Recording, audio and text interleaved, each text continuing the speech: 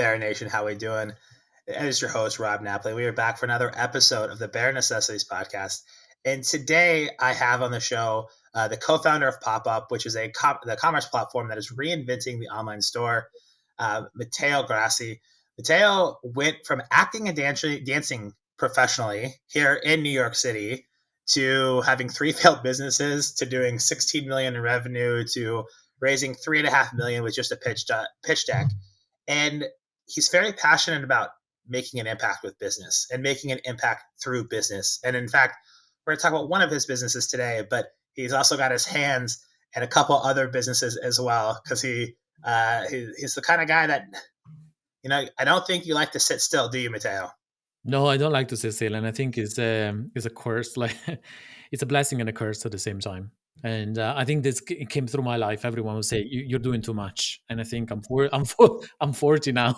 I find myself probably 30 years later after I heard this in my life when I was 10. I'm still there, so I haven't changed.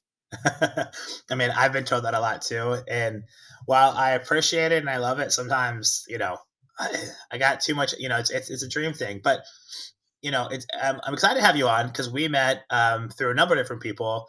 One being my good friend and my shifting coach, Anna Leibel, who actually introduced me originally to your wife, Katya, who, for those that have not listened already, or if you are a listener but you haven't checked out the episode with Katya Sematoy, do it. She's amazing. Talks about 2 businesses she's running and doing things with purpose.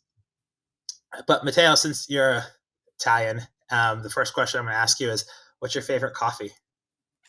Macchiato, actually. Yeah? Okay. Yeah, that's it. You know, the last time I was in Italy, there is the new thing called macchiatone. Were you there when the macchiatone was a thing? No, I wasn't. You know, it's a thing. It's a real thing. It's like it's a middle between a cappuccino and macchiato. It's like a big macchiato. That's weird. I mean, I'm Yeah. down for it. I I'm love down it. for it too. It's like when you want a little bit more milk, but not as much as a cappuccino.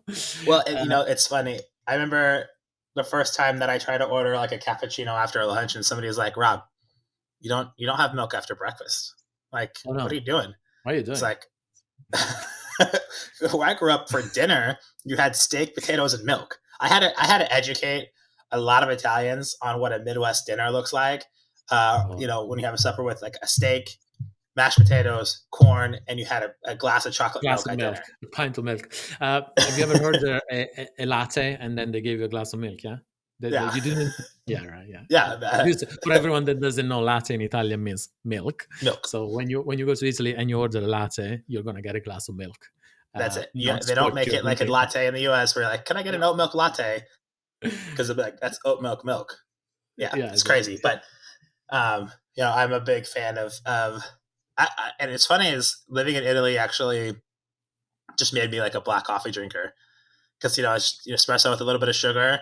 I didn't like putting too much in it, and yeah, it really kind of made me. Now I love coffee usually black, and my favorite coffee brand is Lavazza. Yeah, I Lavazza or know, right? Cellini. What? I know we're gonna derail a little bit, but I'm amazed that why coffee tastes better in Italy. I never get it. I mean, I the coffee is not Italian, right? The roast is Italian, Yeah, but the coffee, we don't grow coffee in Italy.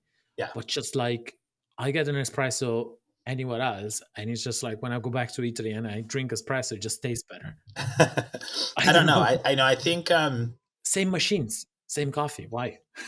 I don't know. I honestly think it has to do with memories and smells, right?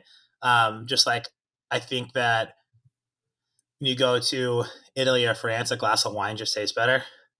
Yeah, that's true. When you go, you can have schnitzel all over the world, but when you're in Austria or Germany, your schnitzel just immediately 10 times better, Yeah, it's right? true. So I think there's maybe like a little bit conscious association, subconscious association, but yes, the best cup of coffee I've ever had. I mean, Italy, like it hands down, and I've had really good coffee. But that being said, so your life has taken an interesting turn, right? So Mhm.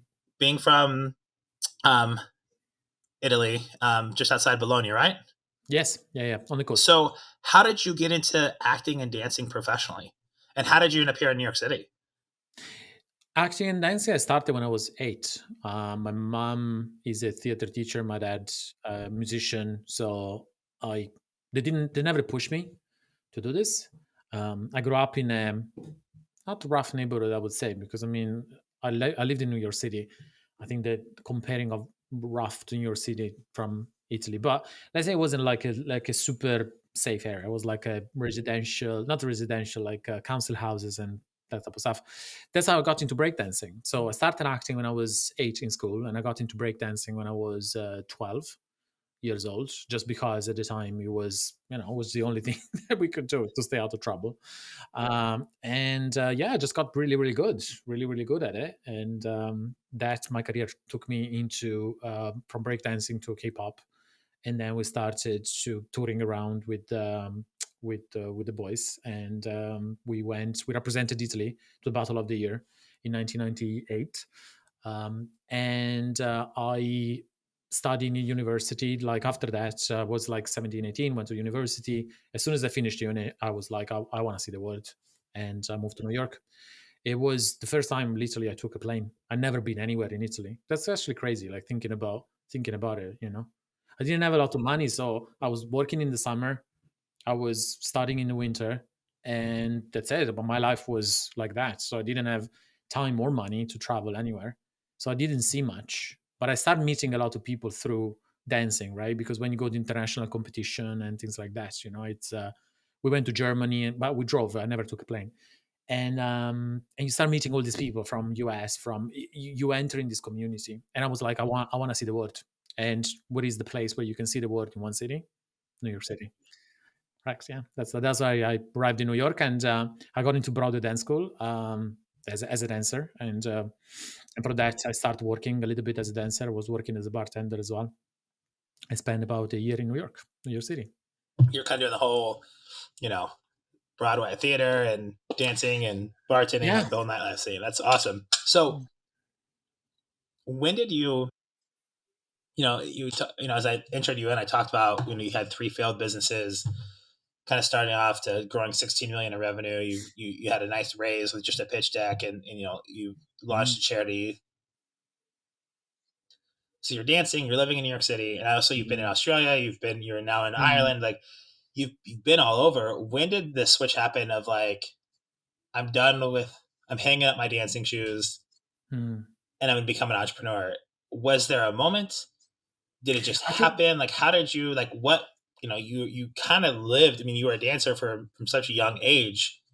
When did that kind of changeover happen to like, okay, I'm gonna kind of leave one path and start anew? I fell in love with discovering the world. So I think New York showed me what the world was in a very, very small space, right? From just speaking like people don't understand this maybe because in US you guys have such a big melting pot, but you lived in Italy, you understand what I'm talking about. Italy is a very close country. I never seen a black person with a suit, right? I never spoke to an Asian person in my life.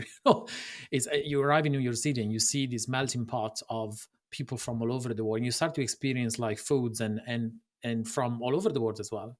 And I was like, I want to see the world. I want to see the world. I want to travel. I don't want to be a dancer. I don't want. I just. It's. You arrive to a point of your career that you literally cannot travel. Right. If you just want to focus on one thing, you have to stay. Like if I wanted to be a dancer professionally, I had to stay there, train every day, no messing, no traveling, just doing that. And I was like, no, I want to see the world. And this is where I started traveling. So for me, entrepreneurship was, I fell in love with the travel. I fell in love with this nomadic lifestyle. I fell in love to the fact that I could live anywhere in the world. But remote work wasn't a thing. It didn't exist. I mean, never heard about like people working remotely, right? We're talking about 2002, 2003, right? That's the, I arrived in Australia in 2005. So it's for me, entrepreneurship was like a solution to a problem, and my problem was how can I live around the world without having to commit to a place. I didn't want to go back to Italy. I didn't know if I wanted to go back to a English speaking country.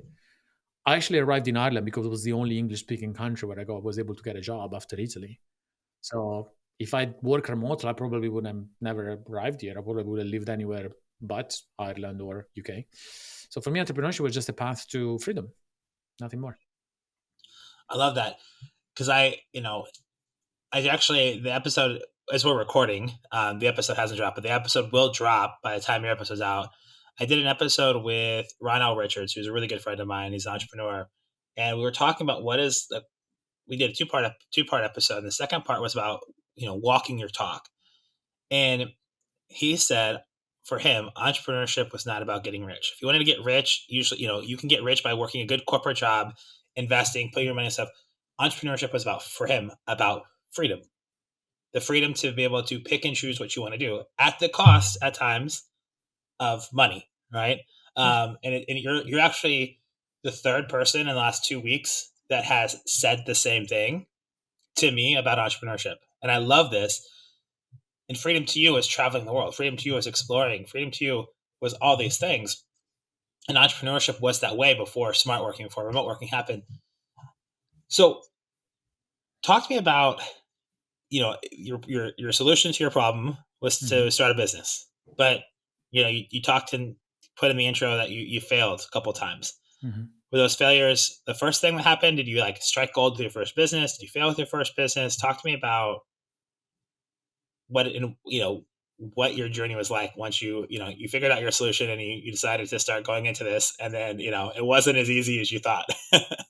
Yeah, I think running a business is hard. I think it's especially when you are starting. What I found was the hardest is like you have to focus on building a product at the same time. You have to focus on running marketing. I've done this as well on my own for a long time, and then I went into partnerships, and those partnerships were not necessarily good for me. They weren't good partners. I guess there were people that I got along with at the time and big talkers, and they ended up, I think, kind of screwing me over a few times. I got screwed over twice, to be honest with you. Meaning that I went into this without signing a contract, without thinking about, hey, if this goes, what do I do, what I don't do. And to me, I walked out twice just because I didn't want to lose time anymore. For me, it was more important to getting my freedom back, to focus on what I wanted, rather than stay. I was never able to detach myself from the businesses that I owned, and that was a blessing and a curse again at the same time, because I just couldn't stay there and keep on being fake. Yeah. So you hit on something that I know a lot of entrepreneurs do this, right? And I work with a lot of accelerators here in New York City, especially like European accelerators and companies. I work with companies from all over the world: South America, Latin America, Europe, and even a little bit of Asia Pac. And so many times I see these solo founders, these founders who are desperately looking to give up equity to hire a CTO or hire a CRO, and they're so quick to jump into relationships over business without realizing that it's kind of like a marriage. It's this is It why is. you put a contract together. This is why you need to have these conversations. You need to spend a lot of time to get to know each other. The business that I ran, Haptic Group, and sold, my business partner Phil and I had been friends for a couple of years before. We talked a lot about potentially working together, and before we went all in, we actually tested it on a couple of small projects to see. And I remember we sat down and had an hour long conversation where he kind of wrote out all of his like kind of fears, questions, thoughts, and I did the same. And we talked through it to see if that was working. And I see so many founders make that mistake where they get screwed over because they jump into a shotgun marriage with a co-founder that they don't really know, or that talks big game, but they never took the time to validate with each other, and it causes problems. So I appreciate you sharing that. It's something that I've seen a lot. Um, I joined a company for a brief stint, and that was the experience I had. I didn't take the time to ask the right questions. I got so it's easy to get enamored by the bright Mhm. lights, right? Like Of course. I'm gonna have a business and all this stuff. So I appreciate you sharing that. And as you kind of had these experiences happen, what did that teach you that drove the success of your current businesses? Because you're able to then, you failed a couple of times, and then you raised $3.5 million to just a pitch deck, which is not easy to do, Mhm. right? So talk to me about that. What made you, you said you couldn't detach yourself, but you need to get time back so you can have your freedom. Mhm. Talk to me about that changing point, and what did that teach you to go do, and why do you think it helped make you successful with your current businesses? I have to do it to my co-founder, I think, Corey, and I think it's just finding the right person and to do it with.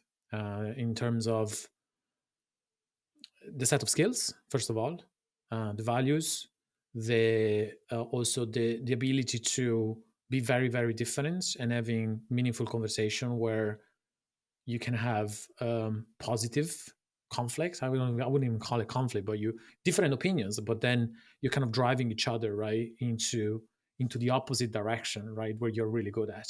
He's really meticulous. He's really good at planning. I'm just like this bulldozer that just plow through. And there's always this pull and pull of like for me just getting shit done quickly, and for him just like to pulling back and making sure that everything is done right. And I think these two forces that align, because there's no ego in the middle, I think that allow us to go through so much, because it wasn't easy. When PayPal blocked 750,000 of our money, and that was 85% of equity overnight, a week before Black Friday. When it's like there's some really crazy stuff that happened to us, and we pulled through, right? Also, we literally were about to run out of money before we raised. Like, well, I think we had like a month left. It was like literally like choked. I think it was like, if we don't raise now, we have to fire everyone, because we started Popup bootstrapped in a way, right? We didn't we raised with a pitch deck, but we had also an MVP of an idea of product. We kind of tested it before. We didn't come with the product that we have today. We had the kind of an idea of the products, but so we were building for a bit. Um, yeah, I think that's what I learned. I learned as well. I learned through my marriage. Katya that you spoke with is my second wife. I divorced when my daughter was 1 years old. My daughter is now 10. So 9 years ago, I divorced after a relationship of 7 years, and I learned so much about finding the right person, and how to have a meaningful conversation, foster the relationship, nourish the relationship. There's so many similarities about marriage and a co-founder relationship. And I find as well in marriage, it's you get this, as we were talking about it like a few seconds ago, right? You were saying is like you get the flashy lights and you have the honeymoon periods, but in reality it's not just about, hey, what do you like to do, or and how hot you are. It's like, what are your values, what's your religion, what do you believe is right or wrong, what are your ethics, who's your family. It's like people forget that before you enter a relationship you have to really really dig deep. It's not just, it's like, oh, what kind of skills do you have, and you look like a cool dude or a cool girl. It's like, yeah, let's start a business. It's not like this. It's crazy because, and then the flip side of that is that relationships are work, right? And when business, and you have that relationship with a partner or a co-founder, right? You get to a point where like you have down times, you have hard times, and you're gonna fight, and things are gonna happen. And it's how do you bounce back? How do you balance business and professional? How do you go through tough times and work at it and make it happen? And that's what I think so many, like a lot of these co-founder relationships I see fail, is that the minute the business gets hard and things don't go right, they don't know how to work through that. And I think that's a really important piece. And you talk about one of the big things is finding the right people around you, building the right support network. And I think it's really Yeah. important for all people to have their support network. I call it my personal board of advisors, whatever you want to call it, your community, your tribe. And I know one of the things that you have created in all the different things is you've launched a couple um, support, I gotta say, not support groups, but Yeah. yeah, like charity impact, the non-him. You launched a non-him, which is for men founders who don't have the type of support systems to like emotional support. When you're doing all these things, and you're trying to spread this message, why is it so important for you to make sure that there's people and support systems in place in this world of entrepreneurship that is kind of crazy and always on the go? To me, it's always been very simple. It's like when I created, when myself and co-founded Papa, we were trying to solve a problem that we had. And when I founded Anonym, I was still trying to solve a problem that I had, which was I don't have a support system of other founders, and I feel alone. I feel really alone. It's like, am I the only one that is going through this? And I was researching a lot, and it was like women groups constantly being bombarded by this amazing support system that women created, because I think naturally women are like this, right? And men are not. That's why suicide rate is 5 times higher in men.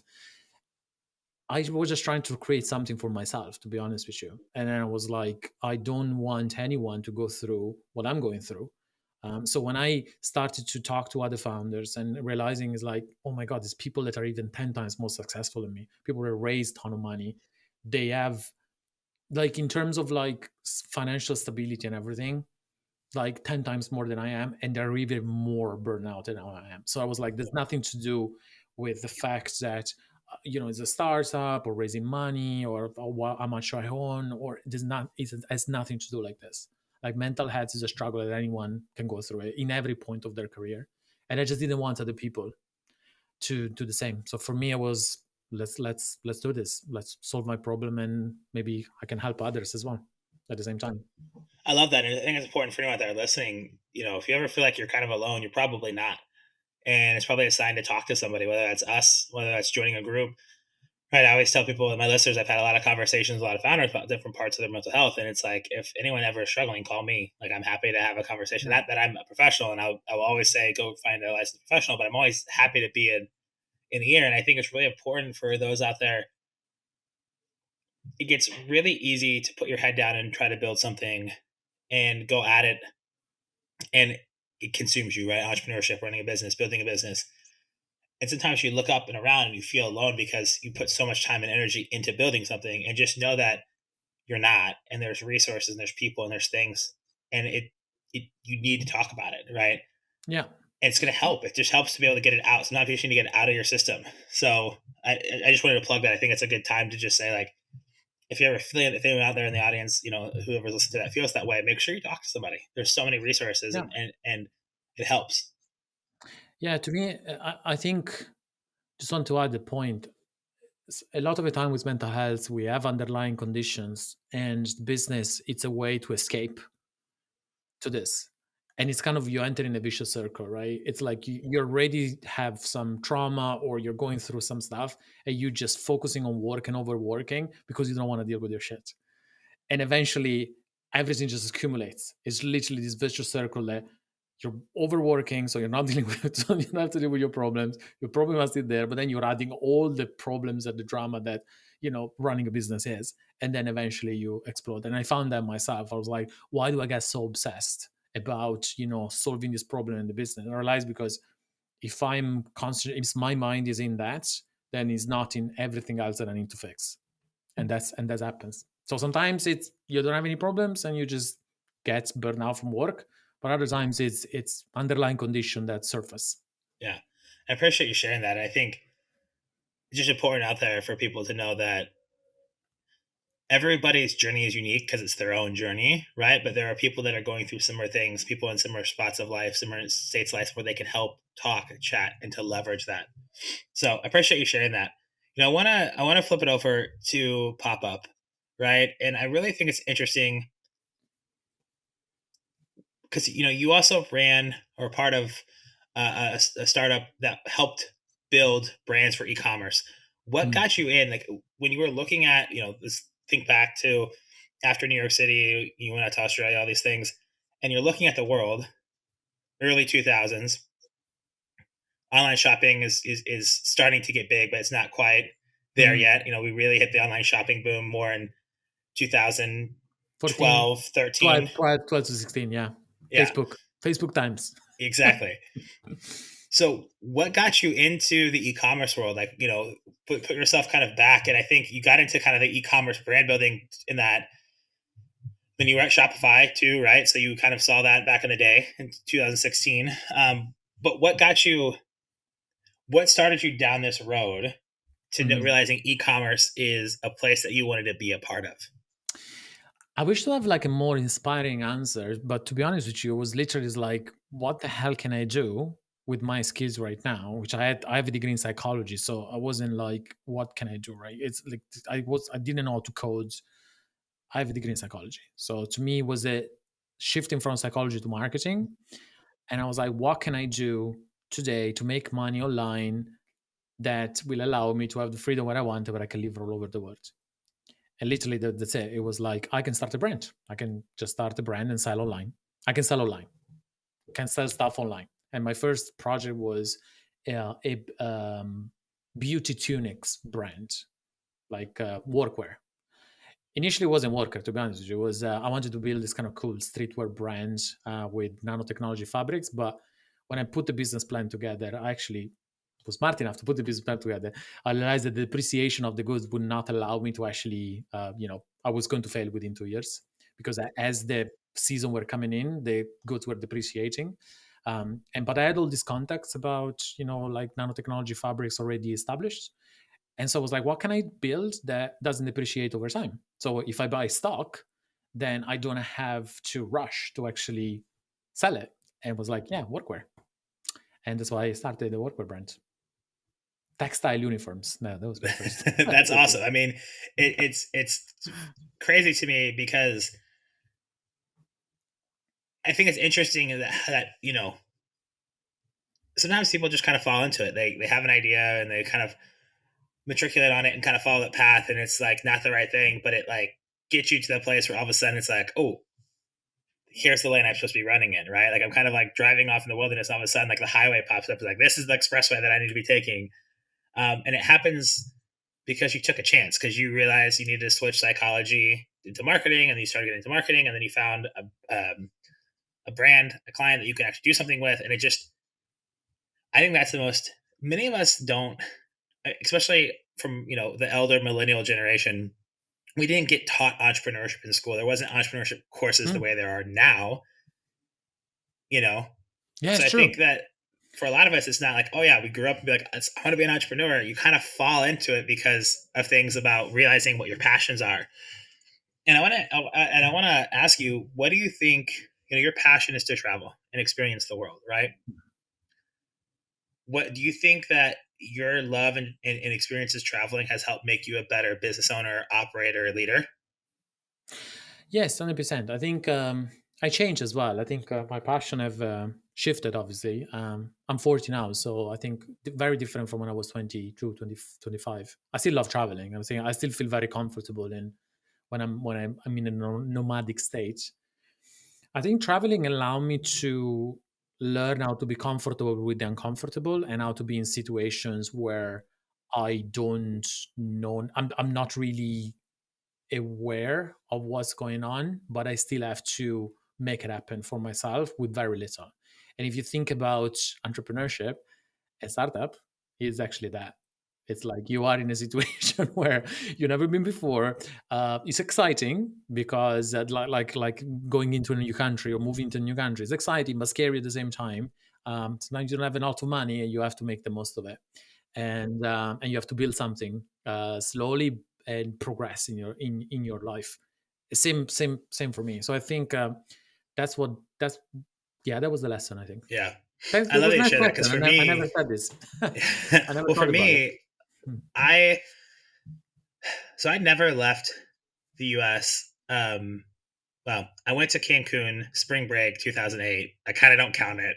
Like, I never really left the U.S. I still haven't been west of the. I mean, actually, I went to Cabo, and we flew to Salt Lake and then down. So it was the first time I flew across like the Mm. Rockies area. Like I know I never made it past the Rockies. Always in Colorado. Because like as farthest west I've been was like Salt Lake. Um, so I haven't been out to the West Coast, and prior to me going to Italy, I hadn't been out to New York. I basically all the Midwestern states down into Florida, and that was about it.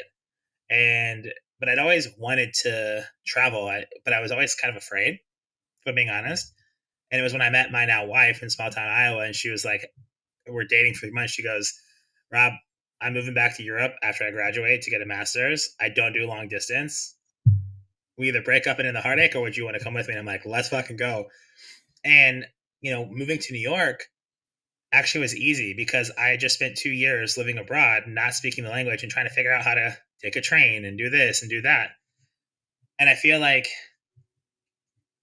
I'm able to be a business owner and leader and do these things much better because I'm much more comfortable with being in weird, uncomfortable situations where there is no roadmap, there's no guidebook, right? And you have to think on your feet, and you don't have all the information, and you can't get all the information, so you have to make decisions. And that's what I think traveling really opened my eyes to is sometimes you just got to figure it the fuck out, you Yeah, know? yeah, And I that's think it. that really, and I found entrepreneurship when I was living in Italy. So like for me, it was like entrepreneurship. I was learning so many lessons from like coaching American football and traveling and doing all these things. So I love that answer because I feel the same way, and I feel Yeah, like right. me traveling has opened up the world for me. And also like the uncertainty, and also there's no fallback. There's no mommy and daddy or anyone. You're like alone. A lot of people don't understand this. Like if you moved in a different country, you're alone. Like things don't go as planned, especially at the very beginning. You have no friends. You literally are on your own. And this is a lot of the times when you start a business, it's like it takes time before you create a network. It is like you feel like I'm on my own. Like it's just me. Yeah, it's a really good point. So as we're talking this about your life is changing, right? And the things that are important to you kind of change. What do you see? You've got pop up, which is amazing. Mhm. What do you see happening with pop up in the next few years? Like, what is your goal with that business and growing it? I think Popup is a rocket ship. Is if they're gonna blow, we're gonna reinvent how people have been building online stores for the last 30 years, right? We're gonna change how fundamentally people have been building online stores since the 90s, or we're gonna blow up. But we have good signs that we're on the right track. So I don't think we're gonna blow up. But it is a company that in this current market, it's not easy to run, right? Because investor wants safe bets now, and pop up is it's not really the one of the safest bet. It's really safe to me because once you once you use it, you're there. Like we own the checkout. We're an end-to-end e-commerce platform. We don't need anyone else. So it's not like you can be replaced by an app, or it's just like literally if you demonstrate and you can reinvent how people building online stores, and people start to dig this way, then there's no one else that is doing it. So before everyone arrives, it's going to take time. So you dominate the market, right? You monopolize the market. So to me, it's not really a bad bet. But yeah, for a lot of investors, I think they want to see, the early traction, the early customers, and things like that. And I think that the issue that we always see with pop up, early customers are hard to get. They are, and especially in today's day and age where things are saturated, there's a lot more things coming at you in those conversations. So trying to understand it, the investment world has changed too. They want to see that Yeah, traction. Well, sometimes traction is hard to get when you don't have tons of money to throw out marketing and acquisition. Like there's a yeah. whole cycle. For us, it's products. I think is like the product is so big to achieve a minimum feature parity with platform like Shopify, it just takes a long time. And people have this misconception of like in e-commerce that there are like the merchants that make a ton of money and then the merchants that make no money, and somehow the two of them uses different platforms are the same. You can make 10,000 a year or making 10 million a year. You're still processing order, you still need the checkout, you still need payments, you still need the front end. I've done businesses that were making 10,000 a year and then we made 10 million a year. The sides were the same. I sat on this chair. So it's not like, oh, you can build for the small guys. When you build, you build. You build for the big guys, you build for the small guys. So there's not like, oh yeah, I'll build a small product and start it with the smaller guys. And so I think that's the big challenge I think on of pop up. And I have to thank I think my co-founder for this because he's running products at the product engineering. So I I I have to say, has been everything on him in the last year. Yeah, well, I love that. And for those out there, I highly, if you're in the e-commerce space, check out Pop Up. They also have a really cool podcast called Pop Up Advice, giving you all kinds of advice on all things e-commerce. And for Or community those, as well.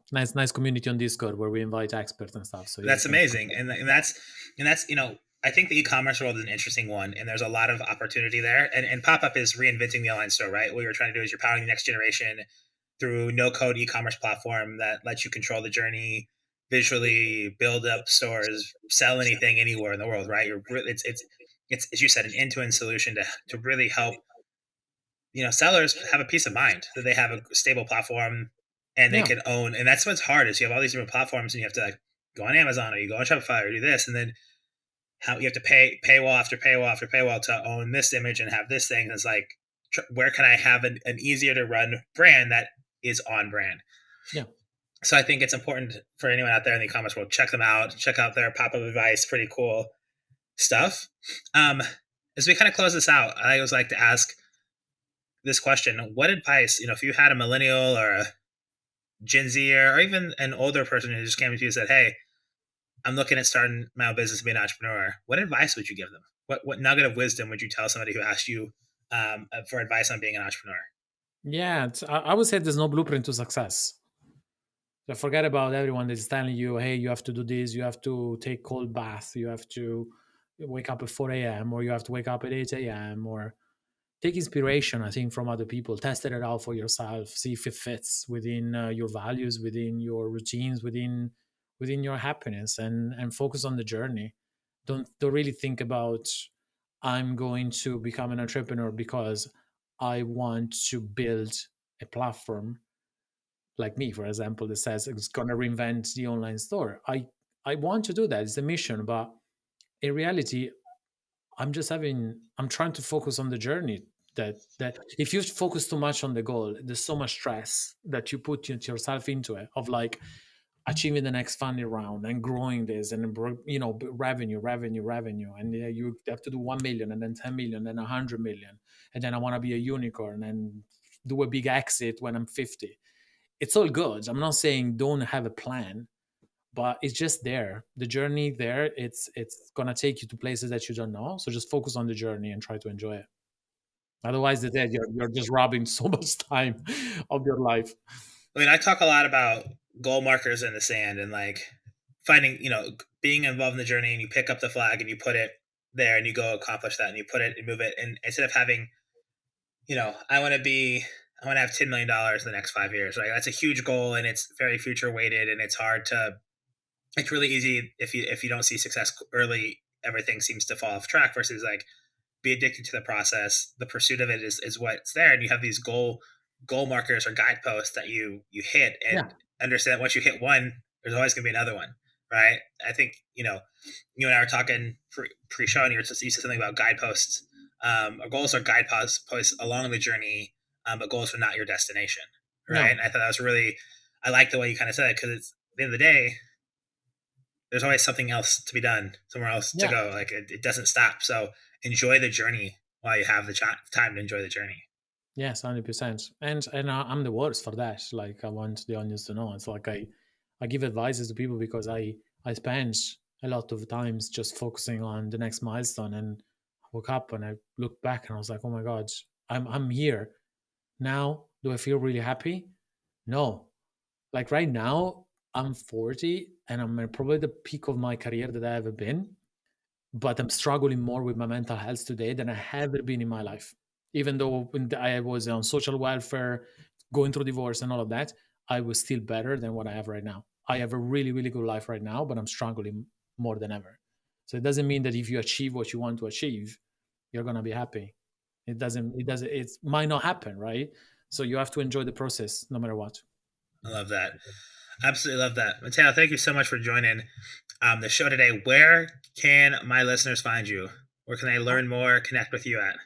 I'm out of kind of Facebook and Instagram social media. They've activated my account, but I'm very active LinkedIn. So you can find me there. And I also have my link tree there with all my links with like, the podcast that I do, and Pop-Up, and the founders community, and Dido, and yeah, just a bunch of things that I get involved with. Yeah. Well, I will drop the link tree in the show notes. So all you got to do is click the show notes, find it, Nice. easy to connect with Matteo. We didn't even get into Dido, which I know Kaya and I talked a lot about reinventing charity. You're reinventing e-commerce platforms, you're reinventing charity. Like I love to see what y'all are doing. So many cool things. So I appreciate you for taking some time to be a part of the podcast and share a little bit of your lessons and journey with us. Matteo, appreciate you so much, my friend. Thanks, Rob. You bet. Bear Nation, once again, thank you for tuning in. Make sure you like, subscribe, do all those things, leave a review. Until next time, stay well, rise up. Bare Nation, thanks for listening to the bare necessities of entrepreneurship. If you enjoyed this episode, please subscribe and leave us a review.